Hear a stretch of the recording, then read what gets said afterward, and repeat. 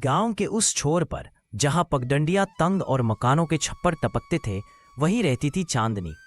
गांव वाले उसे प्यार से चानी कहते थे। चानी अनाथ थी।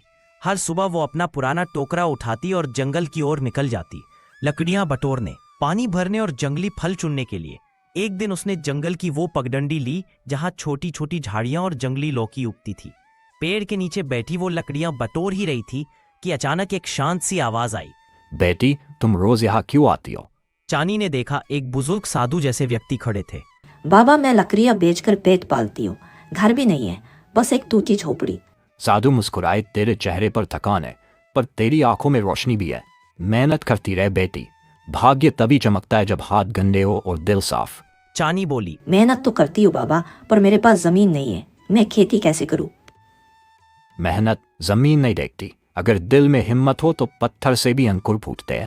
जा, गांव के बुजुर्गों की मदद कर। जो खेत खाली पड़े हैं उन्हें पहचान। कुछ दिनों तक चानी ने गांव में सबकी मदद की। किसी के घर पानी भरना, किसी के खेत से बीज इकट्ठा करना। धीरे धीरे उसकी ईमानदारी ने सबका दिल जीत लिया। गांव के किसान धर्मू काका ने एक दिन कहा, बेटी, मेरे छोटे खेत पर हाथ आजमा ले, देखूं तेरी मेहनत कैसी है। चानी ने मुस्कुराकर कहा, ठीक है काका, मैं जान लगाकर काम करूंगी। उस दिन के बाद वो रोज मिट्टी में हाथ गाड़ती, बीज छांटती और सीखती रही। धीरे धीरे उसके काम की चर्चा गांव में फैलने लगी। एक दिन पंचायत बुलाई गई। धर्मू काका बोले, इस लड़की ने खेत में वो कर दिखाया जो हमारे जवान बेटे भी नहीं कर पाए। मैं इसे अपने खेत का छोटा हिस्सा देना चाहता हूं। लोग हैरान रह गए, एक अनाथ लड़की को खेत। पर सबने देखा था कि चानी की मेहनत सच्ची थी। वो खुशी से फूली नहीं समा रही थी, पर एक नई चिंता सामने थी। उसके पास बीज नहीं थे। वो घर घर जाकर मदद मांगने लगी। किसी ने अनसुना कर दिया, किसी ने मजाक उड़ाया। थकी हारी वो खेत के किनारे बैठी थी कि तभी एक बूढ़ा किसान आया। बेटी, क्यों परेशान है? मुझे बीज चाहिए बाबा, कोई देता नहीं। किसान मुस्कुराया, तेरे पास कुछ है क्या? सिर्फ थोड़ा सा भूसा। तो वही बो दे बेटी, अगर मन सच्चा है तो भूसा भी फसल दे सकता है। दूसरे दिन चानी ने वही किया। सबने हंसी उड़ाई, भूसे से कोई फसल उगती है क्या?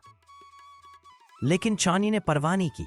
वो रोज खेत जाती, मिट्टी पलटती, पानी डालती और देखभाल करती रही। 1 महीने तक कुछ नहीं हुआ। फिर एक सुबह खेत में छोटे छोटे हरे अंकुर उभरे।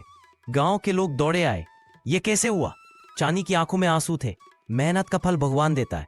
समय के साथ खेत हरा भरा हो गया और भूसे से उगाए असली धान के पौधे। पूरा गांव हैरान था, यह चमत्कार है। जब कटाई हुई तो खेत सोने जैसा चमक रहा था। गांव की पंचायत फिर बुलाई गई। ठाकुर भीमराव बोले, भूसे से धान, ये तो धोखा है। तभी वही साधु जंगल की ओर से आए। धरती मां मेहनत का फल देती है ठाकुर। अगर ये लड़की अगली ऋतु में भी वही कर दिखाए तो मान लेना ये मेहनत की जीत है। ठाकुर बोले, अगर दोबारा कर दिखाए तो मैं मान लूंगा। अगले सीजन में चानी ने फिर वही किया। उसने थोड़ा धान और कुछ जंगली अनार के बीज मिलाकर खेत में बोया। दिन रात मेहनत की, हर पौधे से बात की, हर बूंद को संभाला। और जब मौसम बदला, खेत फिर से लहरा उठा। ठाकुर के चेहरे का रंग उड़ गया। मैंने शक किया था, माफ कर दे बेटी। चानी मुस्कुरा दी। ठाकुर जी, मेहनत किसी की नहीं होती, बस विश्वास चाहिए। गांव ने पहली बार समझा कि मेहनत का कोई धर्म, जात या घर नहीं होता। और उस दिन से लोग उसे चानी देवी कहने लगे। मेहनत और उम्मीद की मिसाल। कभी कभी किस्मत भूसे ने छिपी होती है, बस उसे मेहनत की मिट्टी चाहिए।